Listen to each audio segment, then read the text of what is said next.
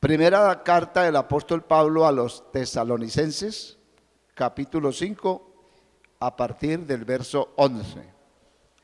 Dice, primera carta del apóstol Pablo a los tesalonicenses, capítulo 5, a partir del verso 11.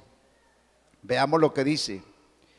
Por lo cual, animados unos a otros, edificados unos a otros, así como lo hacéis. Os rogamos, hermanos, que reconozcáis a los que trabajan entre vosotros y os presiden en el Señor, y os amonestan, que los tengáis en mucha estima y amor por causa de su obra. Tened paz entre vosotros. También os rogamos, hermanos, que amonestéis los ociosos, que alentéis a los de poco ánimo, que sostengáis a los débiles, que seáis pacientes para con todos. Mirad que ninguno pague a otro mal por mal, antes seguid siempre lo bueno, unos para con otros y para con todos. Estad siempre gozosos, orad sin cesar. Dad gracias en todo, porque esta es la voluntad de Dios para con vosotros en Cristo Jesús. No apaguéis al espíritu, no menospreciéis la profecía, examínalo todo, retened lo bueno, absteneos de toda especie de mal. Y el mismo Dios de paz os santifique por completo, todo vuestro ser, espíritu, alma y cuerpo sean guardados irrepresibles para la venida de nuestro Señor Jesucristo. Bien es el que os llama, el cual también lo hará. Amén. Estas eran las promisiones o lo que Pablo estaba esperando que la iglesia en ese lugar de Tesalónica se propusiera a practicar. Ya hablamos del primer término, animados unos a otros. El poder que existe en cómo yo puedo influenciar a otro hermano con mi estilo de vida y cómo puedo yo lograr, decíamos, lo que el pastor no puede lograr con su sermón, porque él está en el púlpito y usted está en la banca o está en la casa.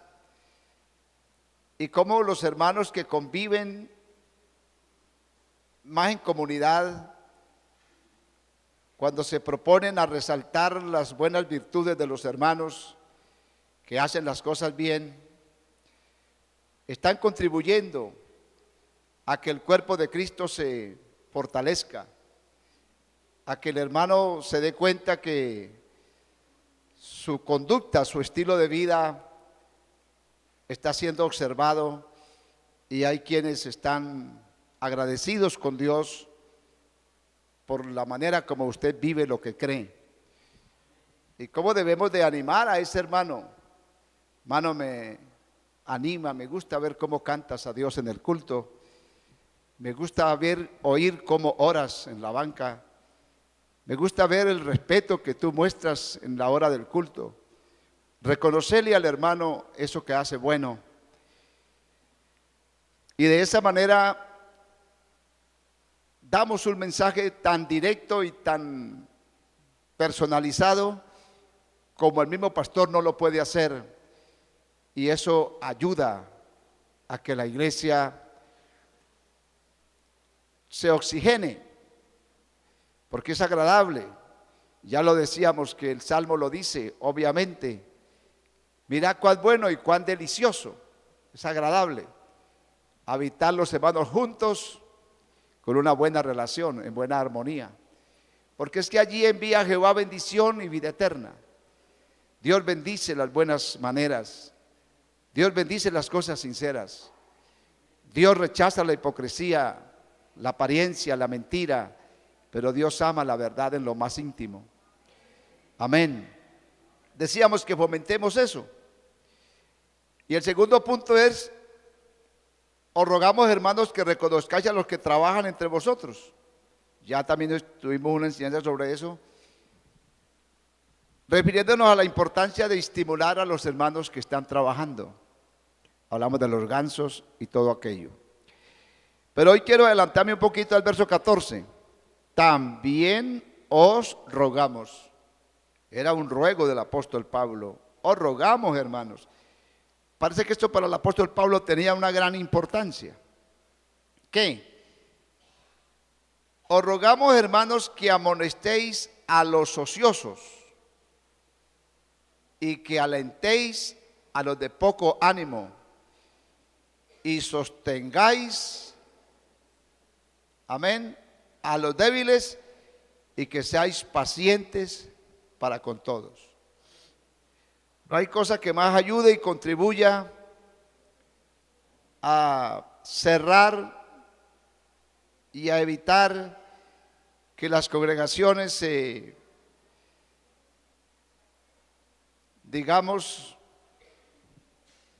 se vayan descomponiendo, porque una congregación donde no existe una sincera amistad, una sincera hermandad, donde para mí el hermano no es tan importante, se va mal acostumbrando, porque no se siente miembro de ese lugar, no se siente parte de ese cuerpo. Pero lo que hace que se fortalezca entonces es lo contrario, el estímulo. Fíjense, nosotros todos los miembros del cuerpo, ¿cómo los estimulamos? Como cuando nos duele un dedito, un piecito, una orejita, la naricita. Todos los miembros actúan inmediatamente para hacer presencia donde hay algo que dentro del cuerpo requiere de un estímulo, requiere de un reconocimiento por la razón que sea. El apóstol aquí habla entonces de especialmente los ociosos. Eso también es una parte que la iglesia tiene que hacer. Fíjense que no es un deber tanto que Pablo lo recomiende al pastor, sino a la iglesia. Os rogamos, hermanos, trabajo de todos. Los ociosos.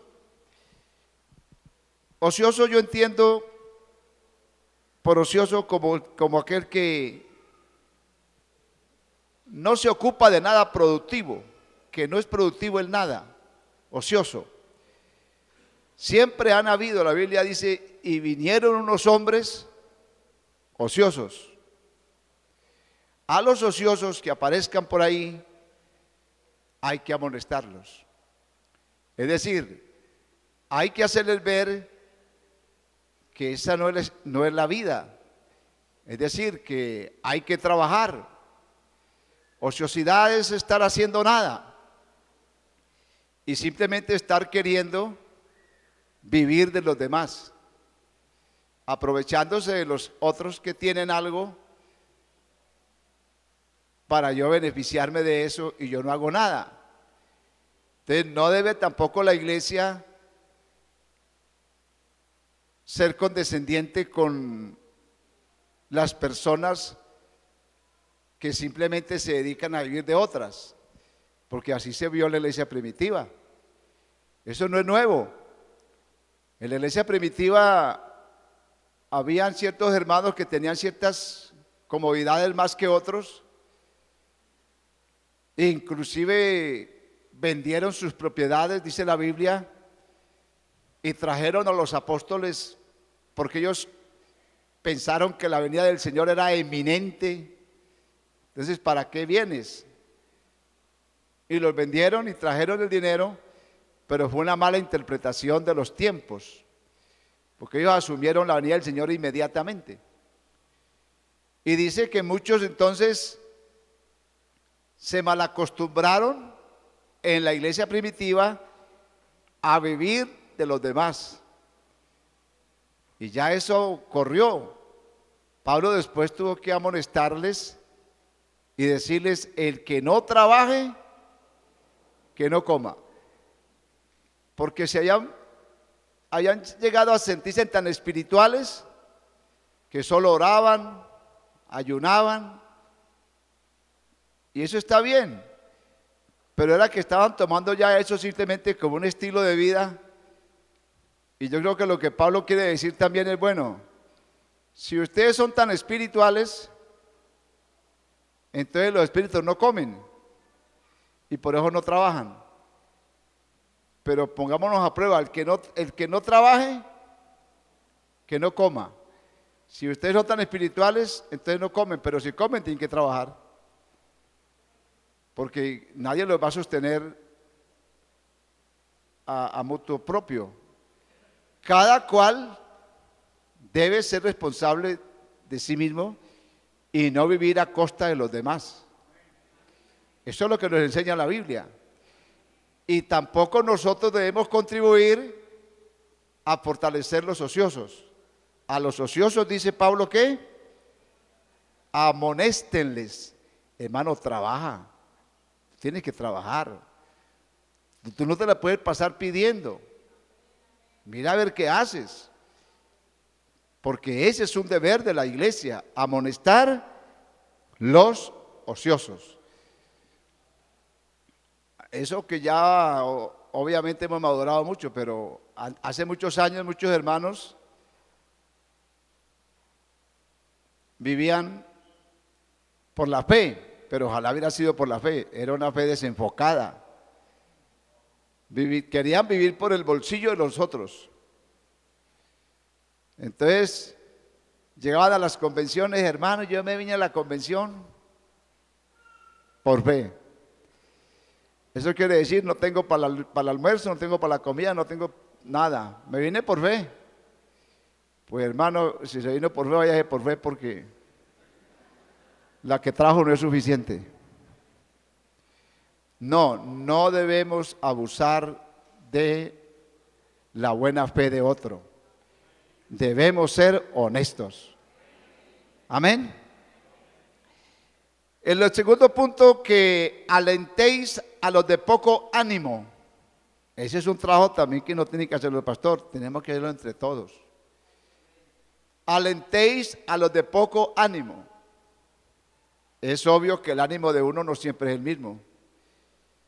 Yo soy pastor por muchos años y doy gracias a Dios y a mi esposa por el aliento que ella me da, por lo que ella representa para mí, cómo me anima, cómo me alienta. Y qué bueno contar, qué bueno esas madres que alientan a los hijos, esos hijos que alientan a las madres, esos esposos que alientan a la esposa, o esposos que alientan a la esposa o viceversa, y esos hermanos que alientan a los hermanos. Mano, te veo como dicen los argentinos, te veo como bajoneado, ¿qué te pasa? No está de buen ánimo. Hay que alentarlos, los que se están desanimando, porque somos seres humanos y eso no es un pecado. Todos alguna vez hemos sentido el desánimo, el desfallecer, el no querer ir más, pero gracias primeramente a la misericordia de Dios, a las oraciones, a los sermones, a los consejos, aquí vamos. No seremos una lumbrera en la iglesia, pero aquí estamos. Y eso vale para Dios, eso cuenta para Dios, porque no estamos aquí por ser los mejores, estamos aquí porque de alguna manera hemos creído que hay un Dios y que Él es poderoso para hacer la obra que Él se ha propuesto hacer en nosotros. Pero es un deber de la iglesia ver qué hermano está desanimado. ¿Cuántos habrán aquí desanimados? Levanten la mano a los desanimados. No, mentira, no la levanten. Porque ¿qué tal que me la levanten todos? ¿Y quién anima a los otros entonces? Pero a decir verdad, sí hay mucho hermano desanimado. Uno se desanima porque a veces se decepciona, se desengaña. Porque hay los mismos hermanos y los mismos pastores, no porque seamos malos, sino porque somos seres humanos y nos equivocamos. Y sin proponérnoslo, creo yo, a veces hacemos daño a otro. Y entonces hay muchos hermanos que están afectados en su parte, tal vez han sido defraudados, no han sido correspondidos.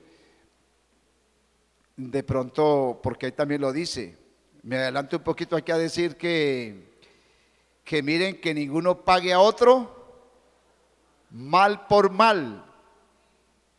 Ojo con eso. Eso también tienen que ustedes vigilarlo. Miren que otro no le esté pagando mal a otro, porque va a hacer mucho daño. A mí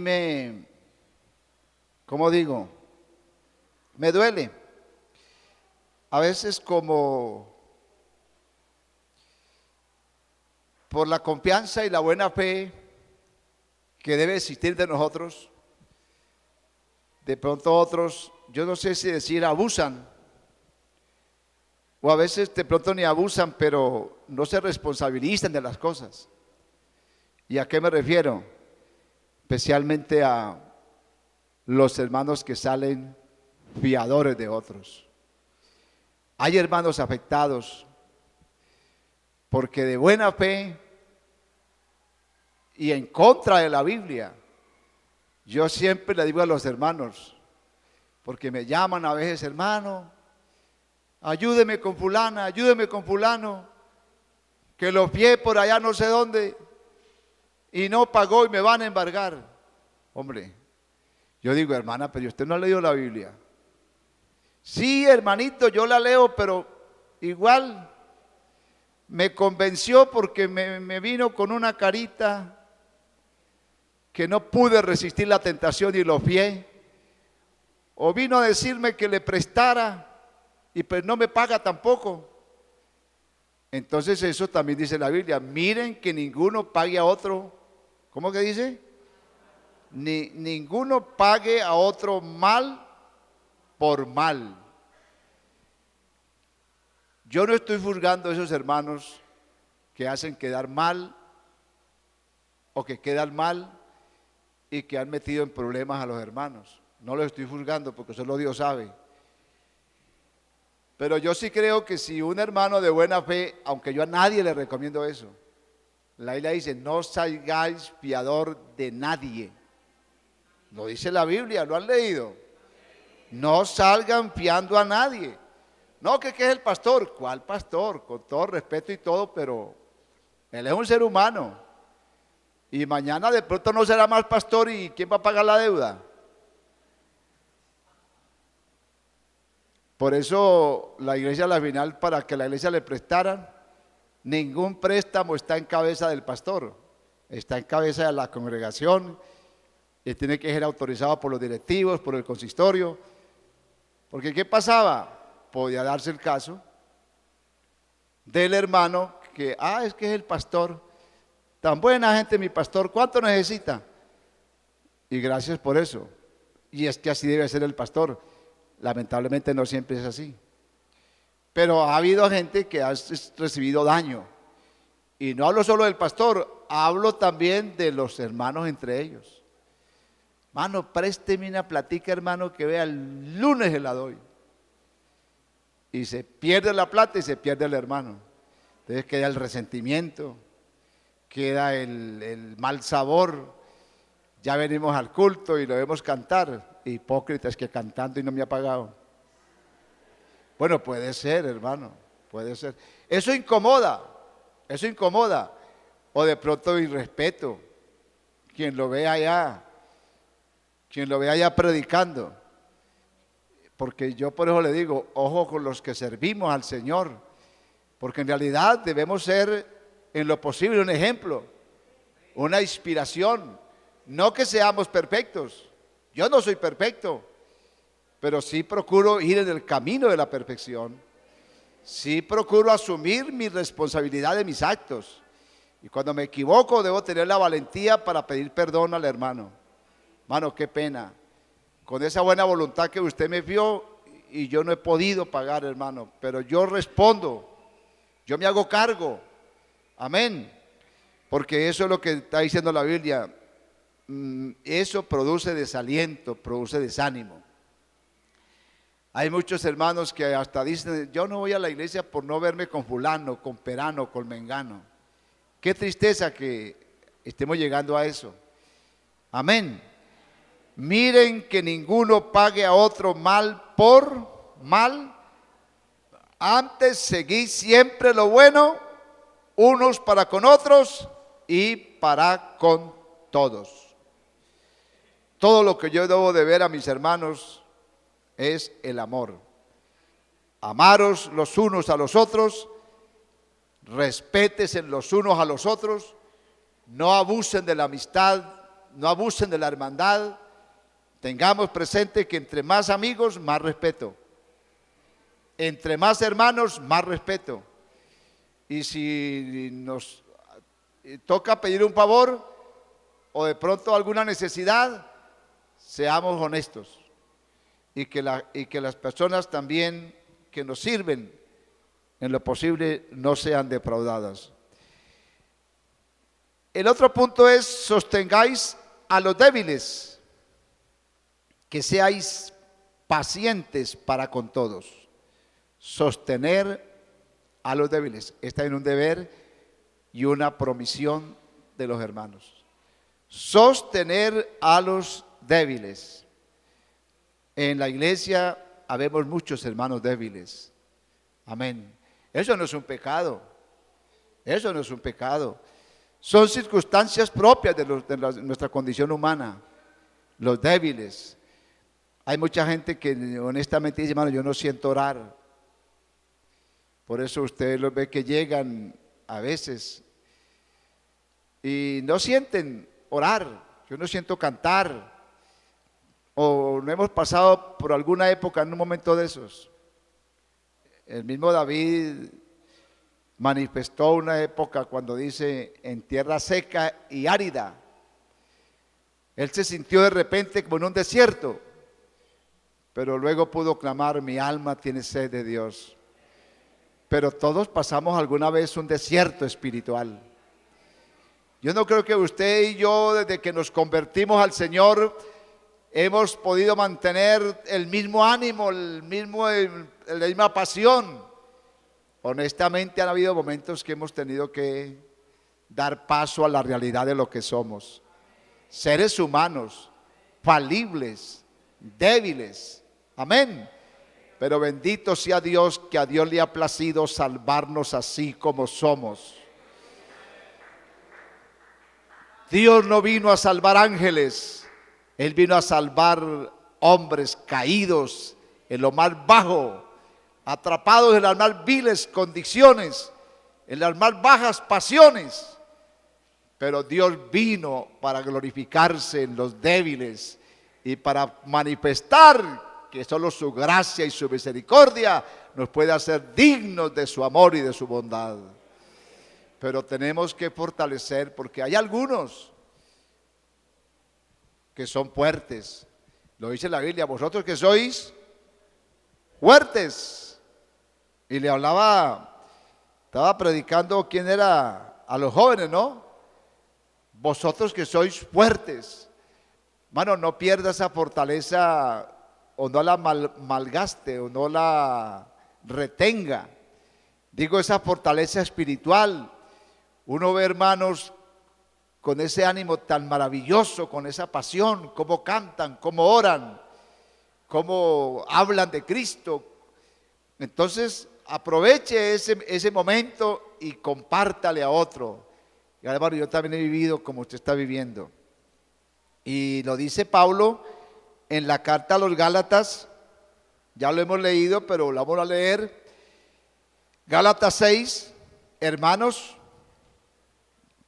dice que si alguno fuere sorprendido de alguna falta, porque nadie es perfecto, si alguno fuere sorprendido en alguna falta, quiere decir que de repente usted encuentra o se da cuenta de un hermano que ha cometido una falta de cualquier orden. Entonces, ¿qué dice? Vosotros que sois espirituales, restáurales, con espíritu ¿qué? De mansedumbre, considerándote a ti mismo, no seas tú también tentado a hacer lo mismo. Siempre digo que los carnales no sabemos amonestar. Los carnales a veces amonestamos con orgullo religioso, porque siempre nos creemos mejores que el otro, y desde allí le amonestamos y no lo hacemos con amor, sino como con arrogancia o con orgullo. Y a veces puede ser peor lo que esté haciendo el que en ese momento no está siendo sorprendido que el que está siendo sorprendido. Amén. Porque en Dios siempre las cosas van mucho más allá de los parámetros legalistas que yo mismo pongo. Por ejemplo, los judíos, los fariseos, tenían parámetros legalistas. Y ellos decían, y estaban dispuestos a darle piedra al adúltero, a la adúltera. La ley manda que tales personas deben morir apedreadas. Y en apariencia, qué legalismo, qué moral la de estos fariseos. Qué rectitud en apariencia. Pero Jesús quiso llevarlos más al fondo. Y entonces, un día de estos vamos a estar predicando sobre esto, las 6, digamos, las seis yo os digo de Jesús. En Mateo hay como 6 o yo os digo. O sea, cómo contrastó Jesús lo que ellos decían y lo que ellos creían con lo que Él decía y lo que Él enseñaba. Porque él era más práctico, más realista en las cosas, no solamente tan moralista externamente, en apariencia. Entonces, si para el fariseo el adulterio, no adulterarás, eso dice la ley. Pero entonces Jesús le dice, pero yo os digo, no es tan sencillo como ustedes creen. El que mira a una mujer para codiciarla, ya adulteró con ella en su corazón. Tan adúltero el que lo hacía en realidad, como el que no lo hacía, pero si pudiera lo haría. ¿Y quiénes no sufrimos de ese si pudiera lo haría? Honestamente, es que tenemos que ser confrontados con muchas verdades, porque es tan fácil señalar al que está caído, al que está sorprendido, al que está puesto en evidencia. Es tan fácil señalarlo. Por eso la Biblia dice, no juzguéis, porque es muy complicado. ¿Cuántos de esos fariseos tal vez no se acostaban con una mujer literalmente o físicamente a intimidar con ella? Pero Jesús les dijo, ¿ustedes creen que por eso no son adúlteros? Es que no necesita acostarse con ella, solamente verla y desearla, ya. ¿Cuántos no seremos adúlteros en esa dirección? ¿Y cuántos no tendremos que arrepentirnos y decirnos, Señor, qué fácil se nos hace juzgar las debilidades? Qué fácil se nos hace sermonear y predicar, pero qué tan difícil es vivir la realidad de lo que tú quieres enseñarnos. Démosle gloria al nombre de Jesús. Después les hablo de los 6, os digo de Jesús, porque hay otro que la ley decía entonces, no matarás, no matarás. Pero Jesús llevó la regla más allá. ¿Y cuántos piensan que porque no matan físicamente con un arma a otro, lo asesinan, están a salvo? Y a ustedes se les olvida que el que odia a su hermano es un homicida. Y el que le dice fatuo. Entonces el asunto no es matar, en otras palabras, es decir, no matarás ni con el pensamiento, porque hay mucha gente que mata más con el pensamiento que con el revólver. Uy, para cogerlo. Uy. ¿Y qué le pasó? Lo mató. Porque en el fondo tenés una rabia tan intensa que quisieras devorarlo, acabarlo. Ese es un asesino, según Jesús, ¿o no? Ese es un asesino. ¿Y cuántos nunca caemos en cuenta en eso? No, asesino, que Dios me guarde. Oh, porque si eres asesino. Juan lo dijo, el que odia a su hermano. ¿Me ayudan a encontrar ese texto? Porque a mí me parece importante esto. Eso está por allá en primera de Juan. ¿Ah? 3:15. Oiga este versículo, qué bueno de copiloto aquí. Primera de San Juan 3:15. Fíjese bien, el yo digo de Jesús. Bueno, vamos a leerlo desde el verso 14. 3:14. No, nosotros sabemos que hemos pasado de muerte a vida, en que amamos a los hermanos. El que no ama a su hermano permanece en muerte. Todo aquel que aborrece a su hermano, díganlo, es homicida. Y sabéis que ningún homicida tiene vida eterna permanente en él. Ningún homicida tiene vida eterna permanente en él. A veces decimos entonces, no matarás ni con el pensamiento. Que Dios nos dé crecimiento, madurez, para no odiar como con tanta intensidad, como que si yo pudiera te mataría. Que Dios nos guarde. Dios nos guarde. Esos son los parámetros moralistas, pero Dios quiere llevarnos más allá. Entonces vamos terminando ya. Esto de los débiles es muy interesante, que sostengáis a los débiles. Y me gusta mucho todo un capítulo que le dedicó Pablo en Romanos 14 a esta problemática de los débiles. Eso no es nuevo. Siempre ha habido gente débiles. Siempre vamos a estar débiles en algún momento de la vida. Pablo le dedica todo un capítulo y dice Romanos 14, hablando de los débiles. Recibid al débil en la fe. Pero oiga bien, pero no para contender sobre opiniones. No nos enfrasquemos en opiniones y en conceptos, porque no vamos a ir a ningún lado. Esto no se trata de lo que yo opino, de lo que yo creo, eso es respetable.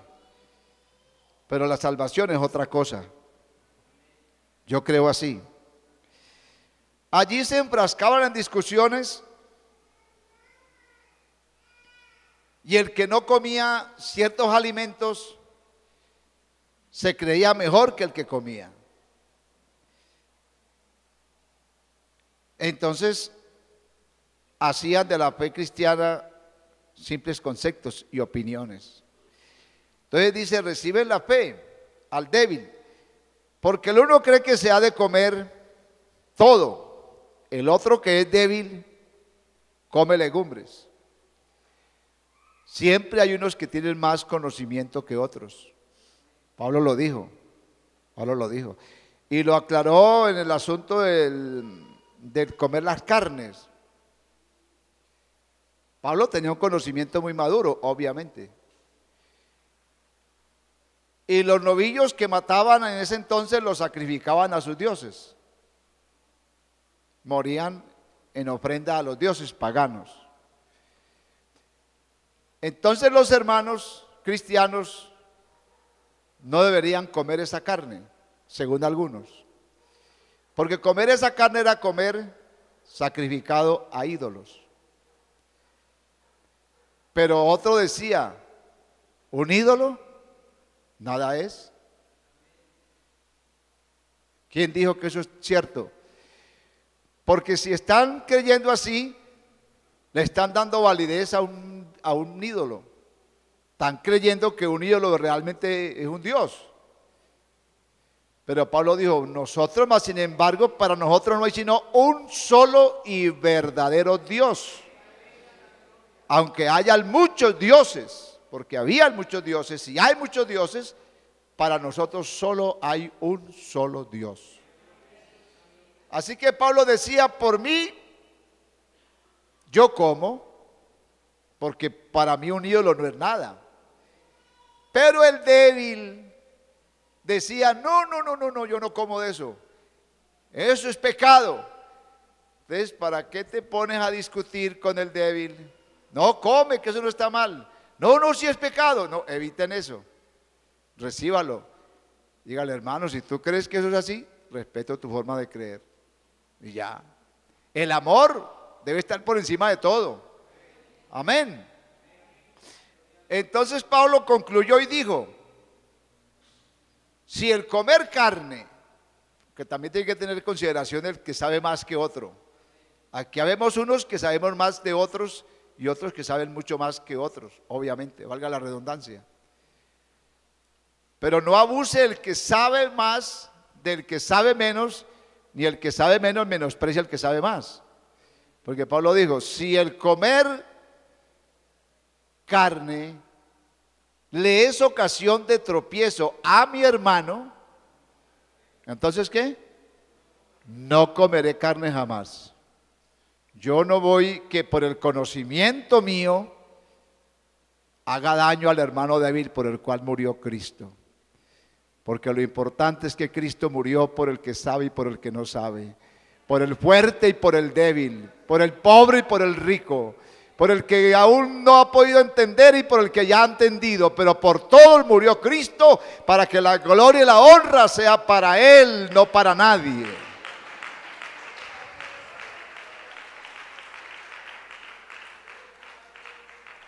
Y así era aquí. El otro que es débil come legumbres. El que come no menosprecia al que no come, y el que no come no juzgue al que come. Y la gran pregunta, ¿tú quién eres que juzgas al criado ajeno? El criado no es su criado. El criado tiene un señor y solo hay un señor. Aunque hayan muchos señores, solo hay uno y verdadero Señor. Y los que estamos en pie, para ese Señor estamos. Y los que se caen para ese Señor. Pero poderoso es el Señor de ese siervo, de ese débil, para volverlo a levantar, porque Él es poderoso. Tal vez mi discurso, tal vez mi consejería, tal vez mi ayuda no sirva de nada, pero el Señor de ese siervo lo puede volver a levantar. Por eso no debe ser purgado. Amén. ¿Tú quién eres que purgas al criado ajeno? Para su propio Señor está en pie, o cae, pero está firme, porque poderoso es el Señor para hacerle levantar. Amén. Así que es una tarea de la iglesia alentar los débiles. Tenemos muchos hermanos entre nosotros débiles y se necesitan consejeros, se necesitan ministerios de oración como los que estamos levantando aquí o como los que Dios mejor está levantando. Gente que está orando por las cosas que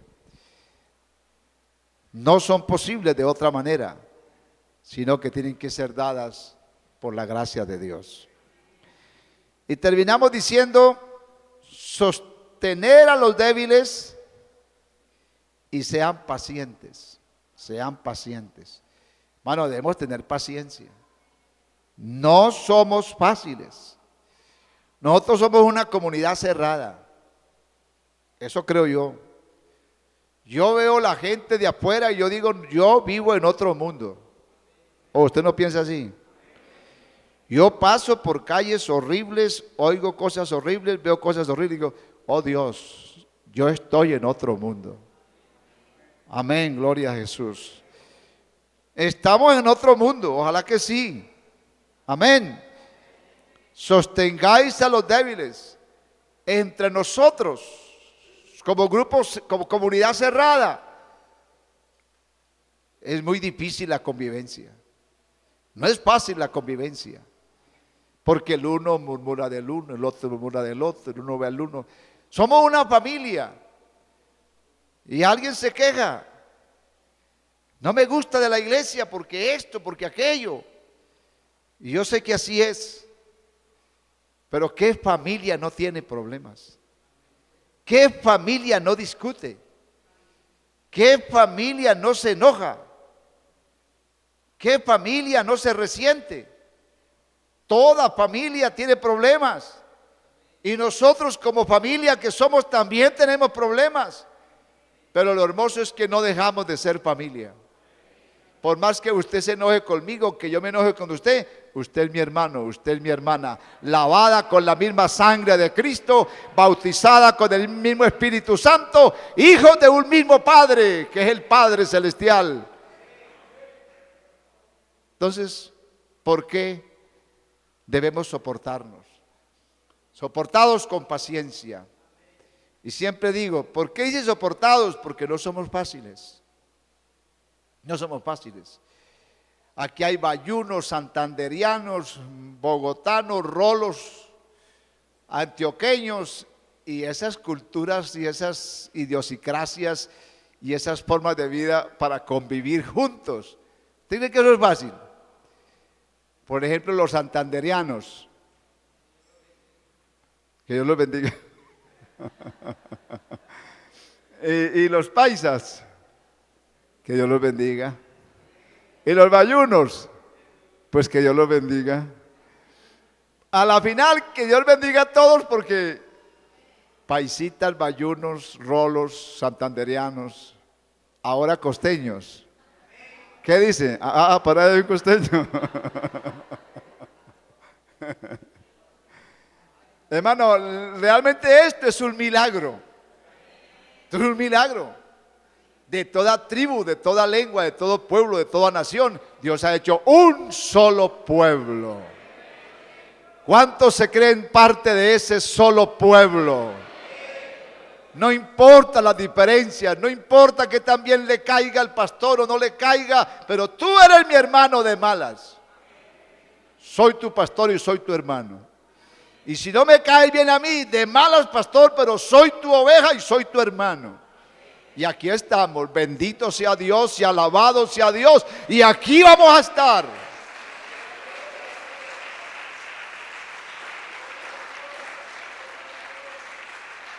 Amén. Gloria a Jesús. Y por último entonces veamos lo que dice ahí. Mirad que ninguno pague otro mal por mal. Ya hablamos. Antes seguid siempre ¿qué? Lo bueno. Unos para con otros y para con todos. Esa debe ser la regla. Sigamos lo bueno. Unos para con otros y a la final para con todos. Sigamos lo bueno. Por favor, no miren mis defectos. Mira lo bueno que hay en mí. Porque algo bueno hay en mí. A veces llega la hermana a pedir consejería porque tiene problemas en el matrimonio. Y hacemos una larga lista. Es que hermano, si usted supiera quién es él, si usted supiera quién es ella, y enumeramos una larga lista de defectos. Y alguna vez le dije a una hermana, pero no hay siquiera alguna cosita que tenga buena. Y de mala gana dijo, claro hermano que él es. Y Algotra, claro que él es. Y comenzó, y bueno, aparecieron como unas 4 o 5 sobre unas 30 malas. Entonces, ¿qué hacemos? ¿Los condenamos por las 30 malas o hacemos algo por las 5 buenas? ¿Qué piensan? Hagamos algo por las 5 buenas. Busquemos lo bueno que hay entre nosotros, porque algo bueno tiene que haber. No es posible que usted y yo seamos tan malos, que nadie pueda ver algo bueno. Yo sí creo que hay muchas cosas, no pocas, muchas cosas buenas. Yo diría que son más las buenas que las malas.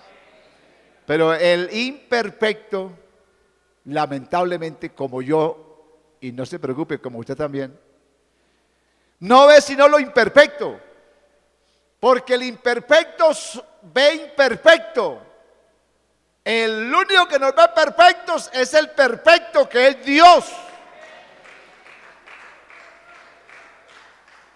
Y para Dios somos perfectos. No te preocupes si no eres perfecto para la esposa, para el esposo, para el hermano, para el pastor, para el fulano, para el perano. No te preocupes si no eres perfecto, porque hay uno para el cual sí eres perfecto, porque Él nos hizo perfectos.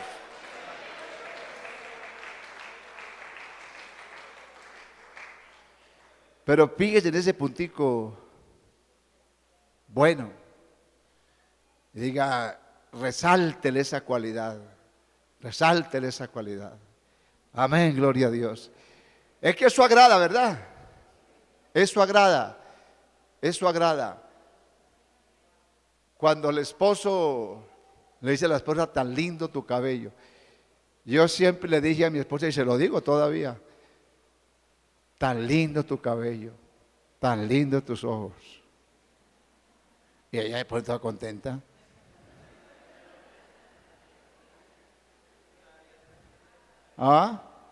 Pero es que dejamos de decir lo bueno. Entonces vemos los defectos. Gloria a Dios. Yo doy gracias a Dios porque pensé que no iba a poder predicar. Pero me ha pasado ya varias veces y comienzo a predicar muy mal. Y Dios me da fuerza y acabo. Ya prediqué. Ya me gané el almuerzo. Pónganse de pie, vamos a orar. Gloria a Jesús. Dios es bueno. Yo tengo el Cristo vivo. O yo no sé qué himno tengan cantar. Cantemos una alabanza, hermano. Gocémonos un poquito.